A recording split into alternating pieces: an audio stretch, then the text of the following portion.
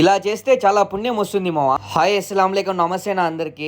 ఈ కోయట్లో ఈ రంజాన్ మాసం కాబట్టి ప్రతిరోజు రంజాన్ మాసంలో ఈ మసీద్లో అసర్ నమాజ్కి వచ్చినప్పుడు ఇలాగైతే తినడానికి కొన్ని ఫ్రూట్స్ కానీ కొన్ని ఇట్లా స్వీట్స్ అయితే పెడతారు. వాళ్ళు ఆ స్వీట్స్ ని తీసుకొని వాళ్ళ ఇంట్లోకి వెళ్ళి ఫాస్టింగ్ ఒక పొద్దునైతే తీర్చుకోవడానికి ఎత్తుకొని వెళ్తారు మావా. అందులో భాగంగా నేను కూడా మా ఇంటికి కొన్ని స్వీట్స్ కొన్ని హాట్స్ అయితే తీసుకొని వెళ్తున్నాను.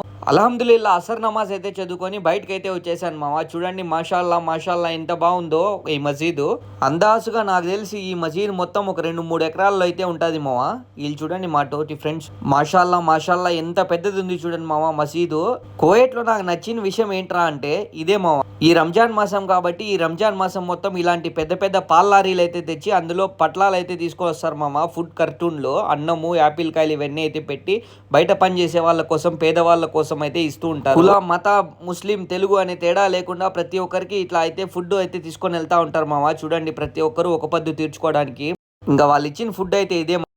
తమిళ్ మన బ్రో చూడండి మహేష్ బాబు లాగా ఉన్నాడు, అందంగా దిగ మెరుస్తాడు.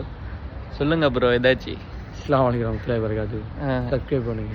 அப்துல்லா மாமாக்கு சப்ஸ்கிரைப் பண்ணுங்க. அப்துல்லா மாமாக்கு சப்ஸ்கிரைப் பண்ணுங்க. தேங்க்யூ.